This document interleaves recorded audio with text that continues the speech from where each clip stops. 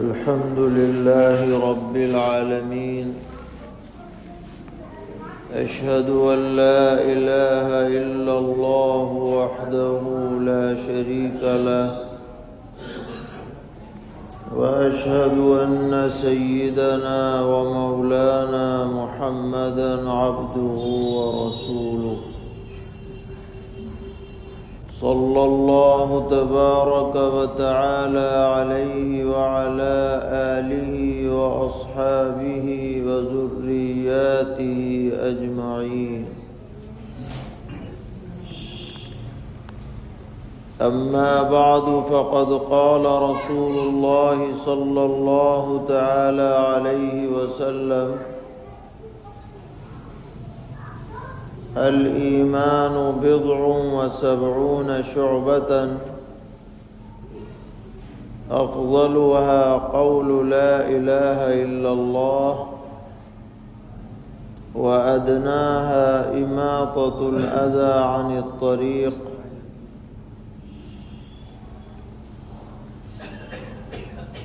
وقال عليه الصلاة والسلام: الحياء من الإيمان، أو كما قال عليه الصلاة والسلام. محترم بھائیوں اور بزرگوں، اللہ کا بہت بڑا انعام ہے کہ اس نے ہمیں ایمان کی دولت سے سرفراز فرمایا ہے.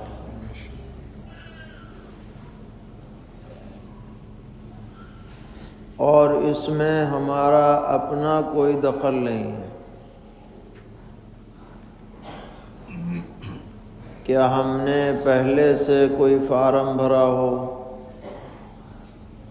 کہ ہم ایمان والوں میں داخل کیے جائیں، یا کوئی فیس ہم نے جمع کی ہو کہ ہمارا نام مومنین میں آ جائے. اور خاص طور پر ان ایمان والوں میں جن کا رشتہ اور تعلق خاتم النبیین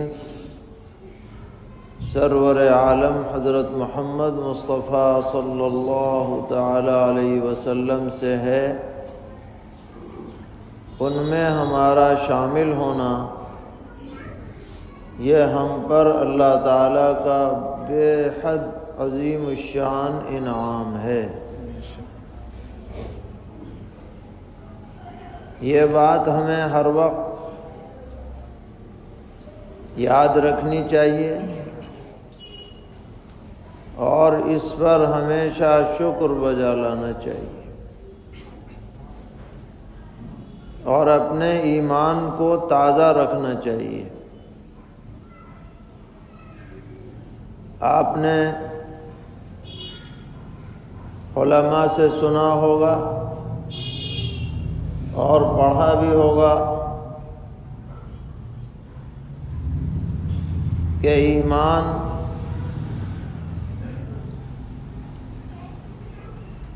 چند باتوں کو دل سے ماننے کا نام ہے، یقین کرنے کا نام ہے.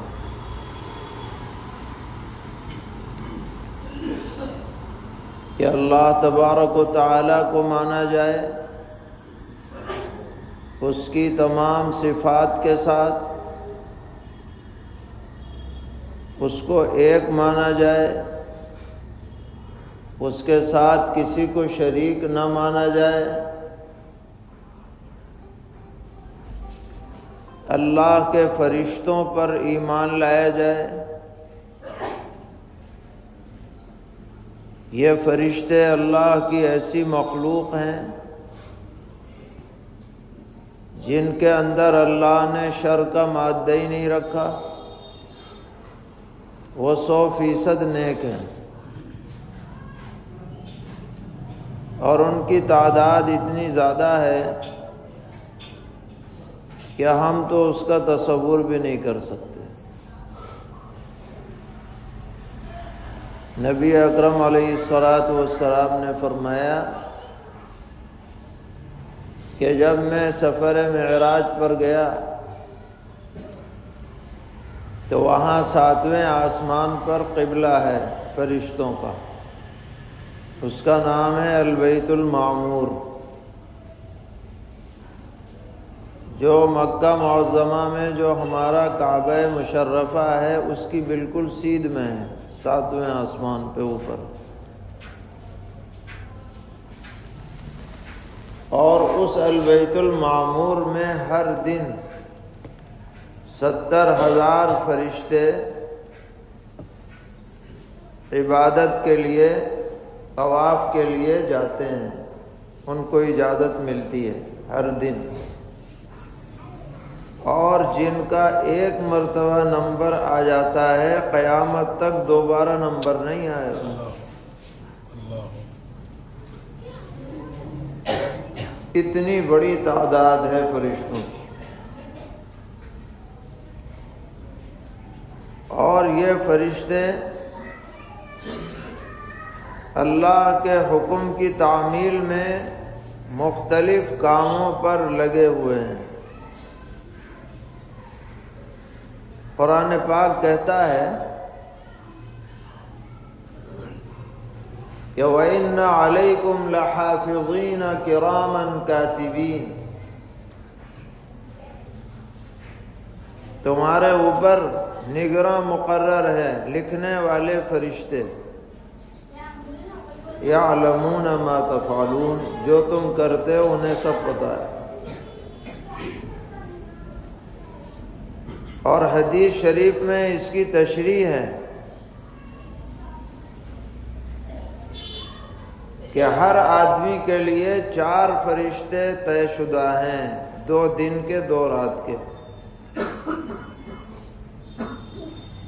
رات والے فجر کے وقت میں دن والوں کو چارج دے کے چلے جاتے ہیں،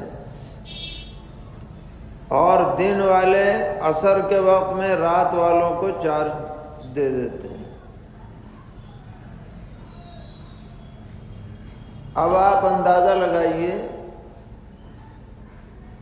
کہ اس وقت دنیا کی آبادی انسانوں کی صرف بتاتے ہیں کہ 8 ارب ہے، تو 8 ارب اگر انسان ہیں تو 32 ارب فرشتے انسانوں کی ریکارڈنگ پہ لگے ہوئے۔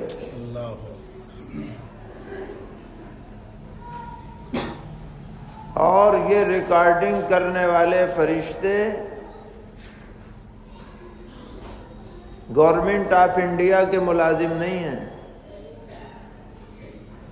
کہ کبھی آئے کبھی نہیں آئے، کبھی لیٹ لطیف آئے، کبھی چھٹی کر لی، کبھی بیمار ہو گئے، کبھی لیٹ گئے۔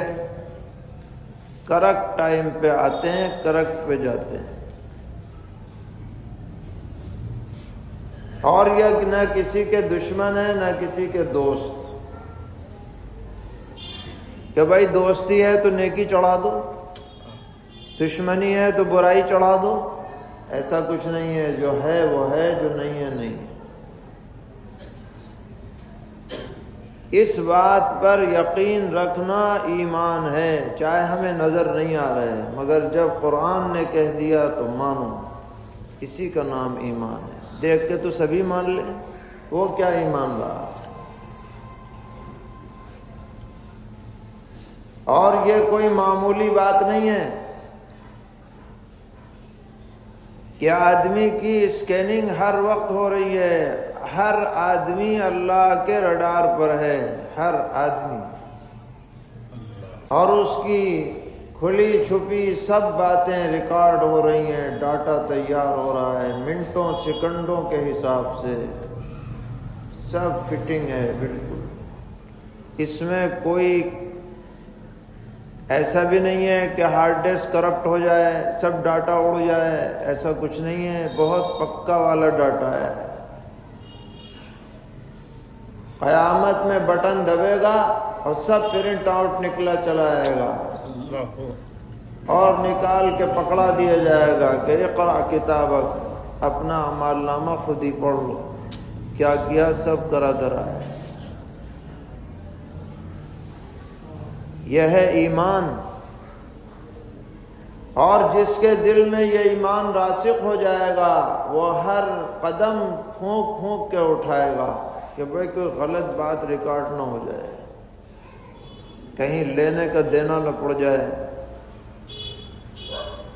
کہیں بے عزتی نہ ہو جائے۔ بتائیے ایسا ہو سکتا ہے کہ نہیں؟ اس لیے ہمیں ایمان اپنا پختہ کرنا ہے، ان باتوں کو بار بار یاد کرنا ہے۔ آمنت باللہ وملائکتہ، میں ایمان لایا اللہ پر، اللہ کے فرشتوں پر۔ یہ صرف پڑھنے کے لیے نہیں ہے، یہ ماننے کے لیے بھی ہے، اور مان کر اس کے تقاضوں کو پورا کرنے کے لیے بھی ہے۔ پھر وہ رسولی، ایمان لاؤ اللہ کے سب رسولوں پر۔ رسول کون ہے؟ جو بندوں اور اللہ کے بیچ میں واسطہ بنتا ہے، میسنجر جسے کہتے ہیں، پیغام پہنچانے والا۔ اللہ تعالی منتخب فرماتے ہیں خاص شخصیت کو پیغمبر بنانے کے لیے۔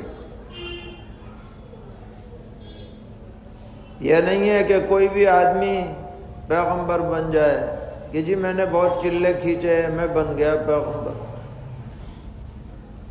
تو وہ شیطان کا تو پیغمبر ہو سکتا ہے، اللہ کا نہیں ہو سکتا۔ اللہ تعالیٰ جس کو چاہتے ہیں نبی بناتے ہیں۔ اللہ اعلم حیث یجعل رسالتہ، اللہ کو پتہ ہے کہ کون اس کی رسالت کا بوجھ اٹھانے کا حقدار ہے اور کون اٹھا سکتا ہے۔ یہ پیغمبر دنیا میں تشریف لاتے رہے، اور حضرت آدم علیہ نبینا وعلیہ الصلاۃ والسلام سے ابتدا ہوئی، اور ہمارے اور آپ کے سردار خاتم النبیین حضرت محمد مصطفیٰ صلی اللہ تعالی علیہ وسلم پر رسالت کی تکمیل ہوگی۔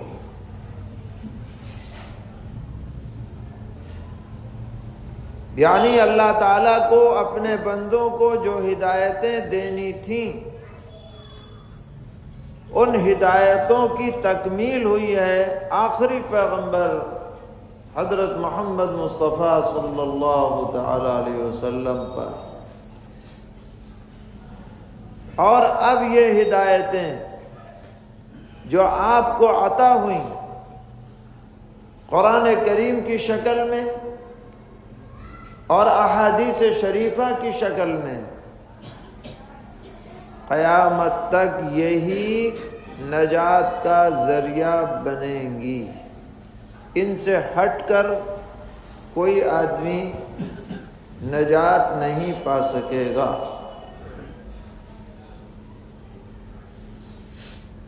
اگر ان ہدایات سے آدمی وابستہ نہ ہو اور آخری پیغمبر حضرت محمد مصطفیٰ صلی اللہ تعالی علیہ وسلم کے دامن سے وابستگی نہ ہو، آپ کی غلامی کا شرف اسے حاصل نہ ہو، وہ جنت میں نہیں جا سکتا، نہیں جا سکتا، ہرگز نہیں جا سکتا، جنت کی خوشبو بھی نہیں پا سکتا۔ اللہ تعالیٰ نے طے کر دیا ہے اب اگر آپ کو جنت میں جانا ہے تو حضور کی غلامی پہلے حاصل کرو، پھر جنت کا دروازہ ان کے لیے کھلے گا۔ بہت سے لوگ اسلام کے علاوہ مذہب کے ماننے والے جنت کا خواب دیکھتے رہتے ہیں۔ یہودی کہتے ہیں ہمارے علاوہ کوئی جنت میں نہیں جائے گا، عیسائی کہتے ہیں ہمارے علاوہ کوئی نہیں جائے گا، دوسرے مذہب والے کہتے ہیں ہمارے علاوہ کوئی نہیں جائے گا۔ لیکن سوال یہ ہے کہ جنت کا مالک کون ہے؟ پارلیمنٹ مالک ہے؟ کوئی پنچایت مالک ہے؟ کوئی دنیا کا بادشاہ مالک ہے؟ مالک اس کا اللہ تبارک و تعالی ہے۔ جب تک مالک نہ چاہے گا کوئی اس میں دم نہیں مار سکتا، اور مالک نے کہہ دیا ہے کہ جس کو میں جنت میں جانے کی اجازت دوں گا وہ میرے حبیب سرور کائنات حضرت محمد مصطفیٰ صلی اللہ علیہ وسلم کا غلام ہونا چاہیے، ان پر ایمان لانے والا ہونا چاہیے۔ تمام پیغمبروں سے اللہ تعالیٰ نے وعدہ لیا ہے، قرآن کہتا ہے کہ اگر آخری پیغمبر تشریف لائے لَتُؤْمِنُنَّ بِهِ، تم ان پر ضرور ایمان لانا۔ سب نے اقرار کیا کہ ہاں ہاں بالکل لائے۔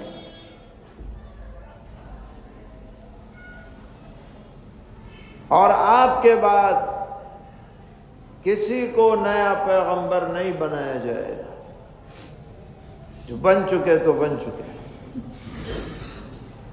ہاں، پہلے پیغمبروں میں سے ایک پیغمبر جو انبیاء بنی اسرائیل میں سب سے اخیر میں پیغمبر بنائے گئے تھے، سیدنا حضرت عیسیٰ علی نبینا وعلیہ الصلاۃ والسلام، جن کو اللہ تعالیٰ نے اپنی قدرت کا مظہر بناتے ہوئے بغیر باپ کے وجود بخشا۔ اللہ تعالیٰ تینوں باتیں دکھلانا چاہتے تھے دنیا والوں کے سامنے۔ آدم علیہ السلام کو بغیر ماں باپ کے بنایا، حضرت حوا کو بغیر ماں کے بنایا، اور حضرت عیسیٰ علیہ السلام کو بغیر باپ کے زندگی عطا فرمائی، وجود بخشا۔ فرمایا ان مثل عیسیٰ عند اللہ کمثل آدم خلقہ من تراب ثم قال له کن فیکون۔ تم عیسیٰ پر حیرت کرتے ہو؟ سنو، عیسیٰ کی حالت آدم کی حالت کی طرح ہے، جن کو اللہ نے مٹی سے بنایا اور کہا کن فیکون، بس کن سے کہنے سے یکون ہو گیا۔ عیسیٰ علیہ السلام آج سے تقریباً 2000 سال پہلے زندہ آسمانوں پہ اٹھا لیے گئے۔ یہودی ان کے دشمن ہو گئے تھے، گھر کو گھیر لیا تھا، ان کو سولی پہ چڑھا دینا چاہتے تھے۔ اللہ تعالیٰ نے ایسا انتظام فرمایا کہ جو گیا تھا ان کا دشمن، اس کو تو عیسیٰ علیہ السلام کی صورت ہو گئی، اور عیسیٰ علیہ السلام کو فرشتے اوپر اٹھا کے لے گئے زندہ۔ جب یہ اندر گھسے اپنے آدمی کو سولی دے دی، اور پھر اشتباہ میں پڑ گئے کہ بھی اگر جس کو ہم نے سولی دی ہے یہ عیسیٰ ہے تو ہمارا آدمی کہاں گیا؟ اور اگر یہ وہ آدمی ہے جو ہمارا تھا، کپڑے وپڑے تو ویسے ہی لگ رہے ہیں، تو عیسیٰ کہاں گئے؟ آج تک اسی شش و پنج میں کہ ہوا کیا ہے۔ قرآن کہتا ہے وَمَا قَتَلُوهُ وَمَا صَلَبُوهُ وَلَكِنْ شُبِّهَ لَهُمْ، نہ تو عیسیٰ علیہ السلام کو قتل کر سکے نہ سولی پہ چڑھا سکے، مگر معاملہ مشتبہ ہو گیا۔ ہوتے رہو مشتبہ۔ قرآن تو کہتا ہے وہ زندہ موجود ہیں آسمانوں میں۔ اب 2000 سال تو اب تک ہو گئے، اب پتہ نہیں آئندہ کتنے سال تک رہیں، اللہ ہی کو پتہ ہے۔ قیامت کے قریب دجال جب نکلے گا اس کو قتل کرنے کے لیے ان کا نزول ہوگا ملک شام میں، دمشق کی جامع مسجد کے مینارے پر۔ یہ باتیں سب پیغمبر علیہ السلام نے بتا رکھی ہیں، اور ان پر ایمان لانا ضروری ہے، یقین کرنا ضروری ہے، چاہے دنیا اسے خلاف عقل سمجھے، نہ تسلیم کرے، مگر ایک مسلمان کے لیے عقل معیار نہیں ہے، وحی معیار ہے۔ اگر وحی کی بات عقل سے ٹکراتی ہے تو عقل کو ٹانگ دیا جائے گا، وحی کی بات لی جائے گی۔ ہاں وحی پکی ہونی چاہیے۔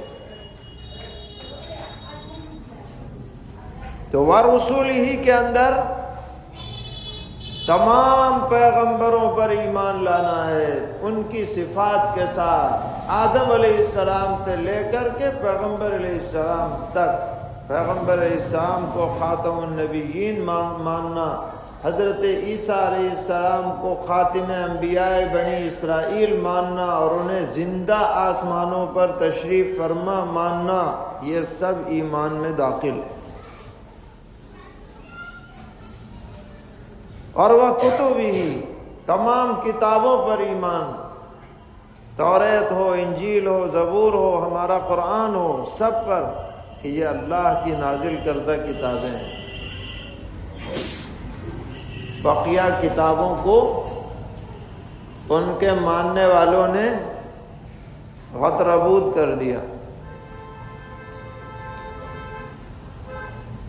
کیونکہ جو پچھلی قومیں تھیں انہوں نے دین کی مونوپولی بنا لی تھی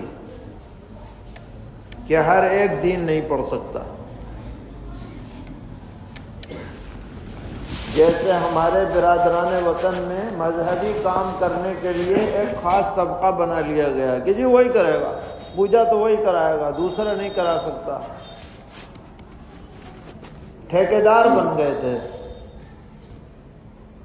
اب جب ٹھیکیدار بن گئے تو لفافے پکڑ پکڑ کے غلط فتوے دینے لگ گئے،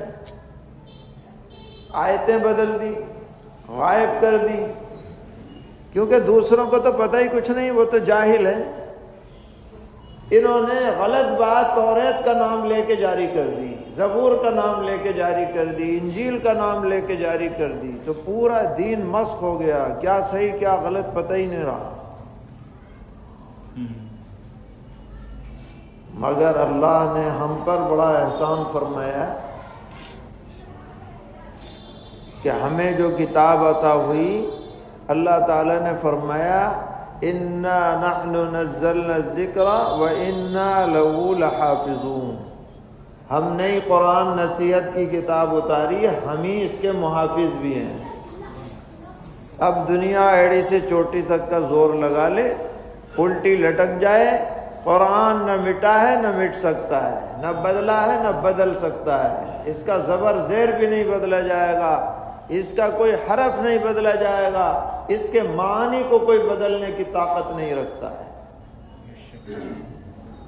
اور اس کی تدبیر اللہ تعالیٰ نے کیا فرمائی کہ قرآن پڑھنا، قرآن پڑھانا، یہ کسی قوم میں، کسی برادری میں، کسی علاقے میں، کسی نسل میں، کسی ذات میں، کسی زبان بولنے والوں میں کوئی محدود نہیں ہے۔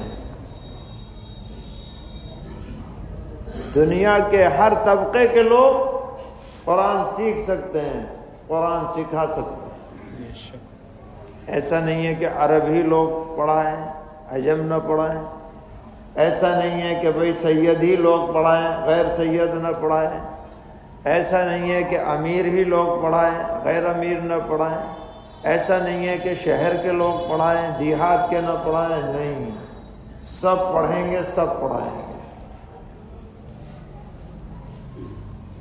امامت کرنے کے لیے کوئی برادری طے نہیں ہے کہ بھائی فلاں برادری کا آدمی امام بنے گا، شیخ الحدیث بنے گا، مدرس بنے گا، سب بن سکتے ہیں۔ جب سب بن سکتے ہیں تو مونوپلی نہیں رہی۔ اب کوئی بدلے گا، کوئی مانے گا نہیں اسے، کیونکہ سب کو پتا ہے کہ صحیح کیا ہے۔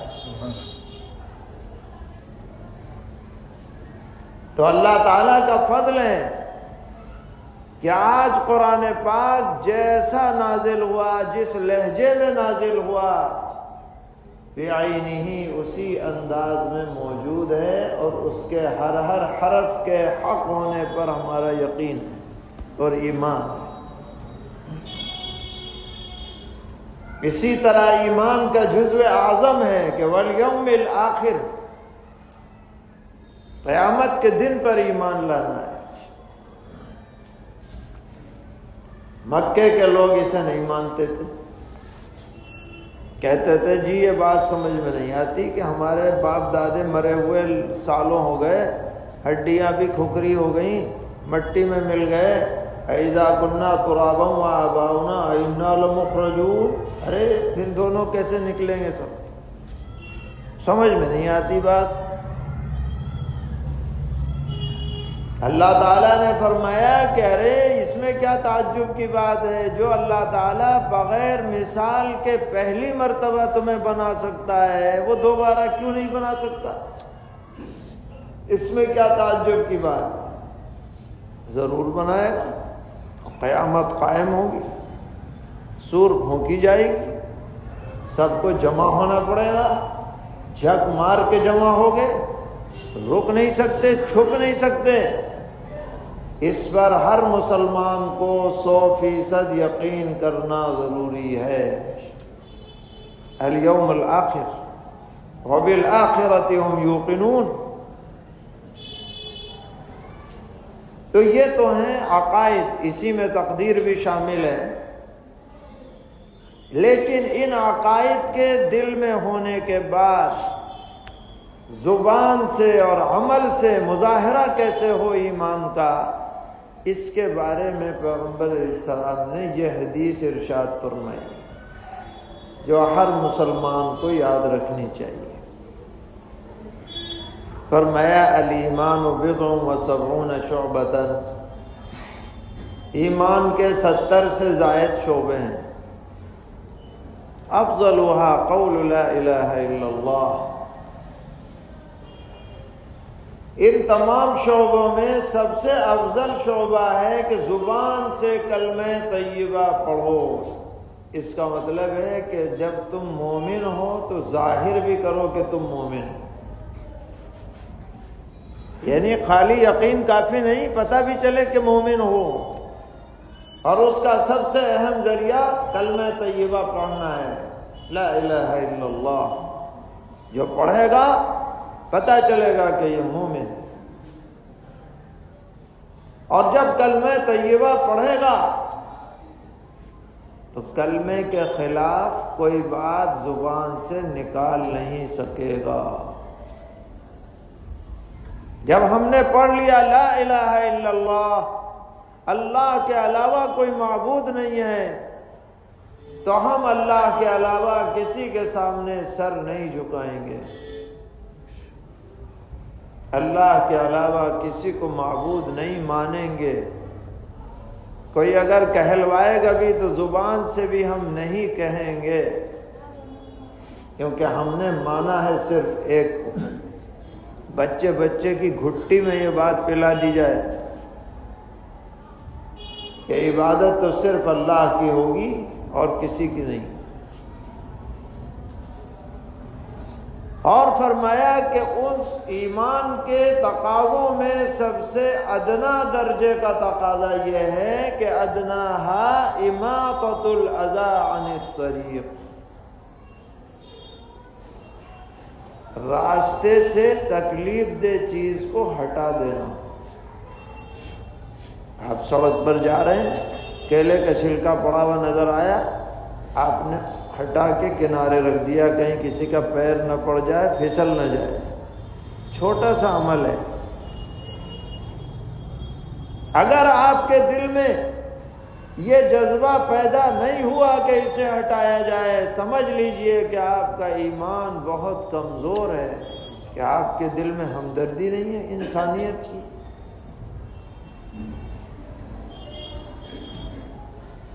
حدیث میں آتا ہے کہ ایک شخص جا رہا تھا، اس نے راستے میں کانٹے دار ٹہنی دیکھی، وہ وہاں پر گیا اور اس نے ٹہنی ہٹا دی، صرف چھوٹا سا کام کیا، کسی کا کانٹا نہ چبھ جائے۔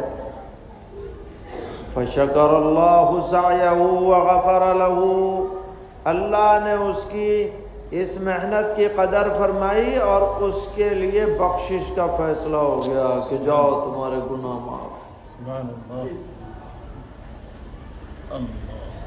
اور آج ہمارا کیا حال ہے؟ کتنے تجاوزات ہم سڑک پر کر دیتے ہیں جس سے راستے تنگ ہو جاتے ہیں، ہمیں احساس بھی نہیں ہوتا، بلکہ اسے اپنا حق سمجھتے ہیں۔ دکان پر خریدنے جائیں گے تو بائک بیچ سڑک میں کھڑی کر دیں گے، ٹریفک رک رہا ہے، لوگوں کو پریشانی ہو رہی ہے، ہمیں احساس نہیں۔ گاڑی کہیں بھی لگا دیں گے، چھوڑ کے چلے جائیں گے۔ ایمان کا تقاضا کیا ہے؟ کنارے آپ کھڑی کیجئے، پوری کوشش کیجئے کہ ہمارے کسی عمل سے کسی گزرنے والے کو ادنا سی بھی تکلیف نہ ہو۔ اماطۃ الاذی عن الطریق۔ اور فرمایا کہ حیا ایمان کا اہم شعبہ ہے، شرم و حیا، بے حیائی سے بچنا، فواحش سے بچنا، ننگاپے سے بچنا، بے لباسی سے بچنا، بد نگاہی سے بچنا، غلط عمل سے بچنا، یہ بھی ایمان کا اہم ترین شعبہ ہے۔ تو ہمیں چاہیے کہ ہمارا یقین بھی مضبوط ہو اور ہمارے اعمال بھی ایمان کے تقاضوں کے مطابق۔ ہر آدمی کو تنہائی میں اپنا جائزہ لینا چاہیے اور کوشش کرنی چاہیے کہ ایمان کا کمال بھی نصیب ہو، اعمال کے اندر بھی استقامت نصیب ہو۔ اللہ تعالی ہم سب کو توفیق عطا فرمائے اور ہر قسم کی کج روی سے، غلط باتوں سے ہماری حفاظت فرمائے۔ وصلی اللہ تعالی علی خیر خلقہ محمد وعلى آله وأصحابه وذرياته أجمعين۔